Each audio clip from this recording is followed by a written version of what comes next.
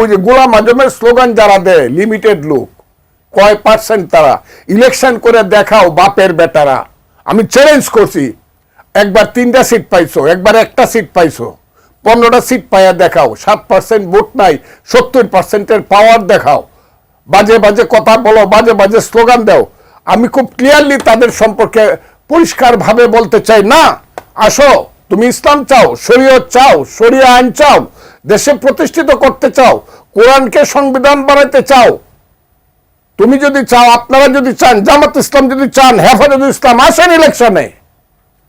মানুষ যদি বলে ইয়েস, আমরা এই দেশের মানুষ, আমরা এটা চাই, আমি আপনাদেরকে স্যালুট দেব।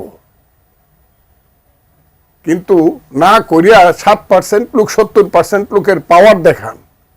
আর ওই ইউনূস সাহেবদের মতো লোক যারা জীবনে কোনোদিন মানুষের জন্য রাজপথে নামে একটা স্লোগান দেয় নাই, মুক্তিযুদ্ধের সময় বাঙালির শ্রেষ্ঠ সময়ে যারা বিদেশে কাটিয়ে আরাম আয়েশ করছে, যারা দিনের পর দিন, মাসের পর মাস, বছরের পর বছর, কত বসন্ত আইলো, কত বসন্ত গেল, জীবনের পাতায় পাতায় কত চিহ্ন রয়ে গেল বাংলায়।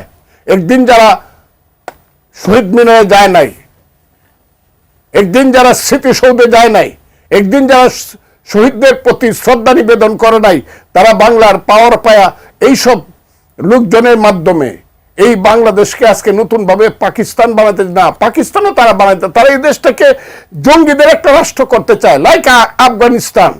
যে আফগানিস্তানে আল কায়দা আসার আগে 50-51% বিচারক ছিল মহিলা, 62% শিক্ষক ছিল মহিলা, আজকে একজনও নাই।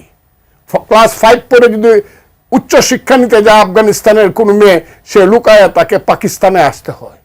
তারা দেশটাকে এই করতে চায়, কি না করতেছে তারা, এই দেশটাকে কি ধরনের স্লোগান তারা দিচ্ছে, এই দেশটাকে অন্ধকারে নেওয়ার জন্য, মধ্যযুগে বর্বরতার দিকে নিয়ে যাওয়ার জন্য, যারা মুক্তিযুদ্ধকে অস্বীকার করতে চায়, প্রগতিকে অস্বীকার করতে চায়, যারা দুনিয়াদারিকে ফির দুনিয়া ওয়াফিল আখিরাত, যারা গণতন্ত্রকে অস্বীকার করতে চায়, প্রত্যেক দিন যারা ওয়াজ পড়ে পড়ে, হে আল্লাহ এই দেশে যাতে আর কোনোদিন নির্বাচন না হয়, আজীবন জাতি 59 সপ্তাহে মিললে যারা দোয়া করে, যারা মোনাজাত করে, তাদের হাতে দেশটাকে দিয়ে দিতে হবে।